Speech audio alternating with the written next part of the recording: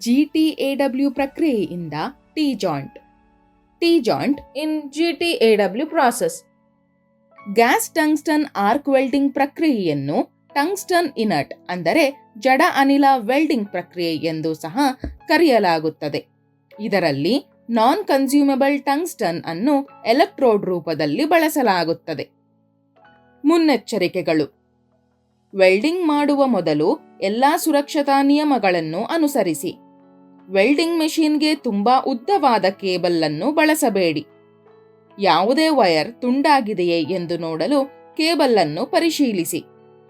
Welding ಮಾಡುವ ಮೊದಲು gas cylinder ಒತ್ತಡವನ್ನು ಖಚಿತಪಡಿಸಿಕೊಳ್ಳಿ. ಗ್ಯಾಸ್ ಹರಿವಿನ ಪ್ರಮಾಣವನ್ನು ಸೆಟ್ ಮಾಡಿ. ಕಟಿಂಗ್ ಮತ್ತು ಸ್ವಚ್ಛಗೊಳಿಸುವಾಗ ಸೇಫ್ಟಿ ಗಾಗಲ್ಸ್ ಮತ್ತು ಸೇಫ್ಟಿ ಗ್ಲೌಸ್ಗಳನ್ನು ಧರಿಸಿ. ವೆಲ್ಡಿಂಗ್ ಮಾಡುವಾಗ ಎಲ್ಲಾ ಸುರಕ್ಷತಾ ಸಾಧನಗಳನ್ನು ಧರಿಸಿ. ವೆಲ್ಡಿಂಗ್ ಹೆಲ್ಮೆಟ್ನ ಫಿಲ್ಟರ್ ಗ್ಲಾಸ್ ಸರಿಯಾಗಿದೆಯೇ ಎಂದು ಪರಿಶೀಲಿಸಿ. ಬನ್ನಿ, GTAW ಪ್ರಕ್ರಿಯೆಯನ್ನು ಬಳಸಿಕೊಂಡು ಫಿಲೆಟ್ T-ಜಾಯಿಂಟ್ ಅನ್ನು ಫ್ಲಾಟ್ ಪೊಸಿಷನ್ ಅಲ್ಲಿ ಮಾಡುವ ಪ್ರಕ್ರಿಯೆಯನ್ನು ನಾವು ಕಲಿಯೋಣ. ಮೊದಲು 150 ಮಿಲಿಮೀಟರ್ ಉದ್ದ ಮತ್ತು 50 ಮಿಲಿಮೀಟರ್ ಅಗಲದ 2 ವರ್ಕ್ ಪೀಸ್ಗಳನ್ನು ಒಳಗೊಂಡಂತೆ ಡ್ರಾಯಿಂಗ್ ಪ್ರಕಾರ ಸೂಕ್ತ ಗಾತ್ರಕ್ಕೆ ವರ್ಕ್ ಪೀಸ್ಗಳನ್ನು ಕತ್ತರಿಸಿ. ಫೈಲ್, ಗ್ರೈಂಡರ್ ಅಥವಾ ವೈರ್ ಬ್ರಷ್ನಿಂದ ವರ್ಕ್ ಪೀಸ್ ಅನ್ನು ಸ್ವಚ್ಛಗೊಳಿಸಿ. ನಂತರ ಮೆಟಲ್ಗೆ ಅನುಗುಣವಾಗಿ ಟಂಗ್ಸ್ಟನ್ ಎಲೆಕ್ಟ್ರೋಡ್ ಅನ್ನು ಆಯ್ಕೆ ಮಾಡಿ. ವರ್ಕ್ ಪೀಸ್ನ ದಪ್ಪ ಮತ್ತು ಮೆಟಲ್ಗೆ ಅನುಗುಣವಾಗಿ ಸೂಕ್ತವಾದ ಫಿಲ್ಲರ್ ರಾಡ್ ಅನ್ನು ಬಳಸಿ. ಆರ್ಗಾನ್ ಅಥವಾ ಹೀಲಿಯಂ ಅನ್ನು ಶೀಲ್ಡಿಂಗ್ ಗ್ಯಾಸ್ ಆಗಿ ಬಳಸಿ. ಗ್ಯಾಸ್ ಸಿಲಿಂಡರ್ನ ವಾಲ್ವ್ ಅನ್ನು ತೆರೆಯಿರಿ ಮತ್ತು ಗ್ಯಾಸ್ ಹರಿವಿನ ಪ್ರಮಾಣವನ್ನು ಪ್ರತಿ ನಿಮಿಷಕ್ಕೆ 7 ಲೀಟರ್ನಂತೆ ಸೆಟ್ ಮಾಡಿ. ವೆಲ್ಡಿಂಗ್ ಮೆಷಿನ್ನ ನೆಗೆಟಿವ್ ಟರ್ಮಿನಲ್ ಅನ್ನು ವೆಲ್ಡಿಂಗ್ ಟಾರ್ಚ್ಗೆ ಕನೆಕ್ಟ್ ಮಾಡಿ. ವೆಲ್ಡಿಂಗ್ ಮೆಷಿನ್ನ ಪಾಸಿಟಿವ್ ಟರ್ಮಿನಲ್ ಅನ್ನು ವೆಲ್ಡಿಂಗ್ ಟೇಬಲ್ಗೆ ಕನೆಕ್ಟ್ ಮಾಡಿ. ಫಿಲೆಟ್ T-ಜಾಯಿಂಟ್ ಅನ್ನು ಮಾಡಲು ವರ್ಕ್ ಪೀಸ್ ಅನ್ನು ವೆಲ್ಡಿಂಗ್ ಟೇಬಲ್ ಮೇಲೆ ಫ್ಲಾಟ್ ಪೊಸಿಷನ್ನಲ್ಲಿ ಇರಿಸಿ.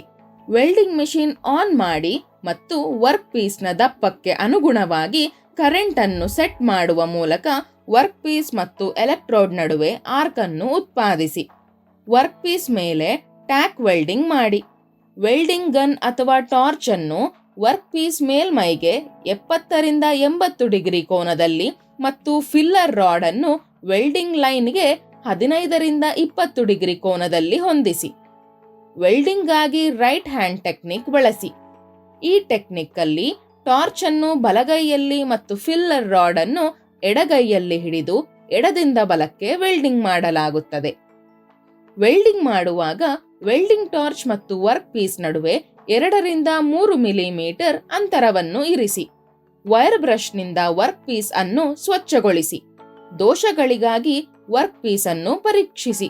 ಫಲಿತಾಂಶ: GTAW ಪ್ರಕ್ರಿಯೆಯಿಂದ ಫ್ಲಾಟ್ ಪೊಸಿಷನ್ನಲ್ಲಿ ಫಿಲೆಟ್ T-ಜಾಯಿಂಟ್ ಮಾಡುವ ಪ್ರಕ್ರಿಯೆಯನ್ನು ಯಶಸ್ವಿಯಾಗಿ ಮಾಡಲಾಯಿತು.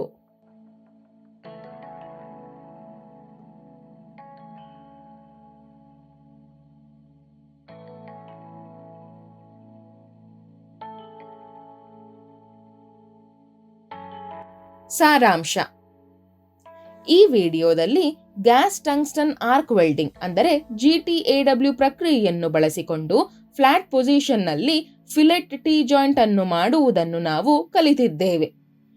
ನಾವು ವೆಲ್ಡಿಂಗ್ ಸೆಟಪ್, ಸುರಕ್ಷತಾ ಮುನ್ನೆಚ್ಚರಿಕೆಗಳು ಮತ್ತು ಅನುಸರಿಸಬೇಕಾದ ಸರಿಯಾದ ತಂತ್ರಗಳನ್ನು ಪಾಲಿಸುವ ಪ್ರಕ್ರಿಯೆಯನ್ನು ಅರ್ಥ ಮಾಡಿಕೊಂಡಿದ್ದೇವೆ. ಅಂತಿಮವಾಗಿ ವೆಲ್ಡಿಂಗ್ ಬೀಡ್ನ ಗುಣಮಟ್ಟವನ್ನು ಪರಿಶೀಲಿಸುವ ಮತ್ತು ಸ್ವಚ್ಛಗೊಳಿಸುವ ಹಂತಗಳನ್ನು ನೋಡಿದ್ದೇವೆ. ಈಗ ನಿಮಗಾಗಿ ಒಂದು ಕೆಲಸ. ನೀವೆಲ್ಲರೂ ವರ್ಕ್ಶಾಪ್ ಅಲ್ಲಿ ಫಿಲೆಟ್ T-ಜಾಯಿಂಟ್ ಅನ್ನು ಇದೇ ರೀತಿಯಲ್ಲಿ ಮಾಡಿ.